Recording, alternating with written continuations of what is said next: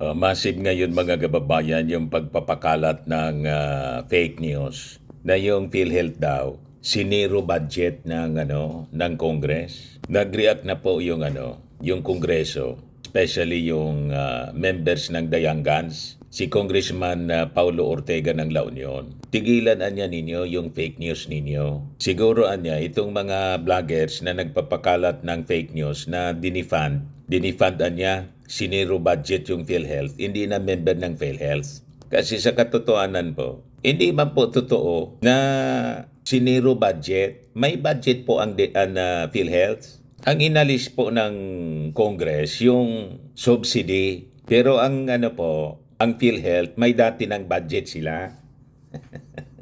Bilyon-bilyon ang budget nila. Yung 600 billion nga po, sabi natin, hindi man nila ginagamit, nakatingga lang sa isang bank account nila. Yan po ang rason kung bakit inalis yung subsidy, kasi walang rason na isubsidize ng ating gobyerno ang isang agency na they have enough fund. Hindi nga po ginagamit eh. But before ko mga kababayan ibigay sa inyo yung full story ng balitang yan, click subscribe muna dito sa ating YouTube channel and hit the notification bell para lagi po kayong updated sa mga kaganapan dito sa ating bansa. Like and share na rin po ninyo ng ating video. At wag na rin po ninyo na skip yung ating commercial ads para tuloy-tuloy lang ang pag-unlad ng bagong Pilipinas. At itong ating programa mga kababayan, atid sa inyo nitong ating mga sponsors. Firmax Framing and Lifting Cream. Pinapay po sa mga pulses in affected area. Mainam po ito sa mga pains at paninigas ng mga kaso-kasuan. Ito sa mukha naman yung application, anti-aging, Automax po siya. Ito ay Glow 60 mga kababayan. Whitening po siya. Made in South Korea. Ito naman po, Nengxia Red Mix Fruit Drink. Gawa po siya sa goji berry. May anti-cancer properties po siya. At sa mga nagana po ng malinis and spacious fitness gym, pumunta lang po kayo sa aming Colossal Fitness Gym. May Grab car rental din po kami. At bills payment po sa aming office. At saka sa mga mahilig po sa mga imported bags, manood po kayo sa live selling ni Madam Aileen Rosales sa kanyang Aileen Closet po. Pati mga shoes, ito yung kanya po. Ito yung kanyang page. Kita ninyo, napakagandang mga online selling po siya. Si Madam Aileen Rosales. Cellphone number niya po, 773-798-7816. Balikan natin yung ating kwento mga kababayan. Diyan sabi po ni Congressman Ortega, itigil ninyo yung mga kalukuhan na pinagagawa ninyo. Ito anyang nagpapakalat ng fake news. Baka hindi na po sila miyembro ng PhilHealth. Kaya bitter sila. So sabi po ni Ortega, sinisiguro po namin sa taong bayan na PhilHealth has more than enough funds to cover its members for the entire year. Klarong-klaro po yon. Ang ginagawa po ng mga DDS vloggers, consistent sila sa paninira. Kaya sabi ko sa inyo mga kababayan, pag nagpaparapaniwala kayo dyan sa mga vloggers ni Sara Duterte, ibig sabihin yun, nagpaloko kayo, harap-harapan yung panloloko sa inyo, pinaniwalaan ninyo yung panloloko sa inyo, di loko-loko din kayo.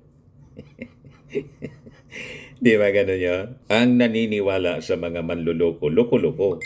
Nagpaloko ka. Pero alam natin yung objective kung bakit ginagawa nila para siraan yung ating administrasyon. Sabihin nila, walang kakwenta-kwenta itong administration na inuna yung mga pag-ayuda dahil sa politika.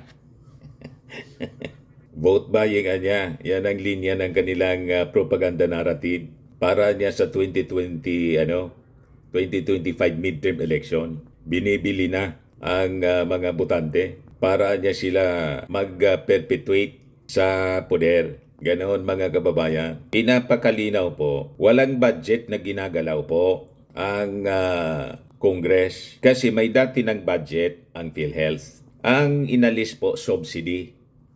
Kasi ang subsidy ibinibigay po sa alinmang agency kung kulang ng budget, isusubsidize ng gobyerno. Tama po. Pero kung you have sufficient budget, bakit ka bibigyan ng subsidy na may nakabangko nga po na 600 billion, di man nila ginagamit, pinapatubuan lang nila. Ano yon? Yon ang punto ng ating mga congressmen. Ito po yung press con kahapon ng members ng Young Guns. Talaga mabitin.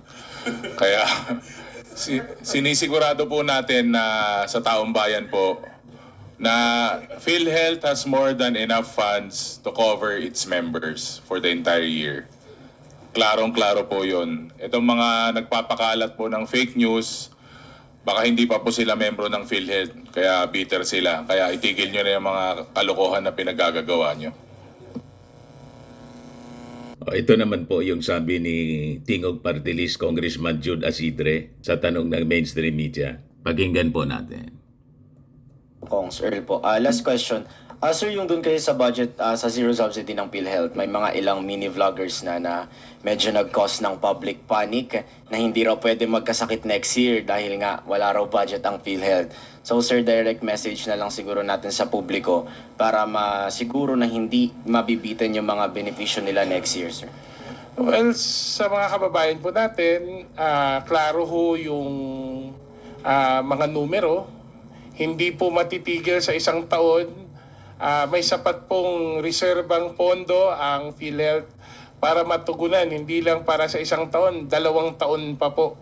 At hopefully by then we have already corrected so we could put in more and even probably more funds to PhilHealth once the corrections are made, no? The adjustments are made.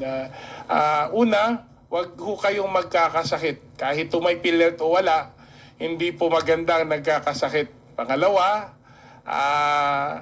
hindi po pwedeng masabi na walang pera. May pera po ang PhilHealth. Nandyan po yung mga patuloy po ang ating mga subsidiya. Ang ating mga packages. At hindi lang ho, madadagdagan pa. Asahan natin. Katulad ng sinabi ni President Mandy Ledesma, no? Madadagdagan pa by next year ang mga case rates natin. So, siguro naman, kailangan lang ito magtulungan. Magtulungan tayong lahat. May pangunawa at bukas na isipan. At sasabihin ko lang ho din sa mga nagpapakalat ng maling kwento, no? Maawa naman kayo sa taong bayan. Pamasko nyo na lang sa amin. Tigilan nyo ng pagsisinungaling.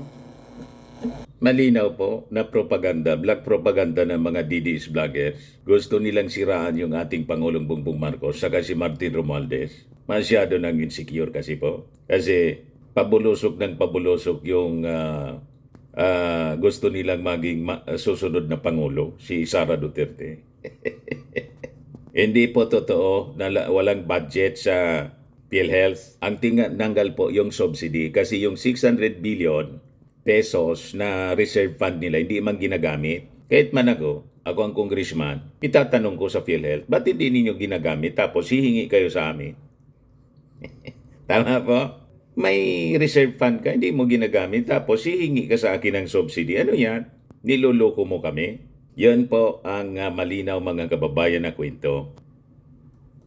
Sa mga naghanap ng malinis and spacious fitness gym, pumunta lang po kayo sa aming Colossal Fitness Gym. We also offer Grab Car Rental with our brand new 2023 model ng Toyota Innova.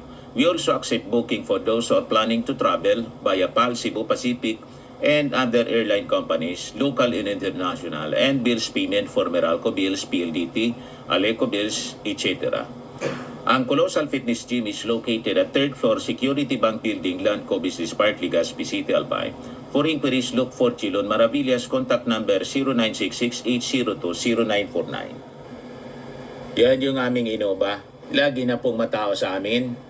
Pati mga foreigners po, tingnan ninyo. Mga British tourists sila. Ang lalaki ng katawan na, mga kababayan, nag-gym sa amin. Ito naman po, Indian National. Ito mga mga European sila. Ito naman yung bago naming product na binibenta online, iGlow Serum. Whitening po siya galing sa South Korea. Tingnan ninyo yung epekto sa aking anak na architect entrepreneur, Riz Maravillas. For inquiries, look for Riz Maravillas on FB. Ito naman po, Firmax Firming and Lifting Cream. Pinapahid po ito sa mga pulses. and affected area. Mainam po ito sa mga pains at paninigas na mga kaso-kasuan. Ito po, Automax Radiant Serum. Sa mukha naman yung application. Anti-aging po siya. You will look 10 years younger than your age. Sa mga cancer patients naman po, baka lang gusto ninyo itong itry. Nengxia Red Mix Fruit Drink. Hindi man po siya gamot, food supplement siya.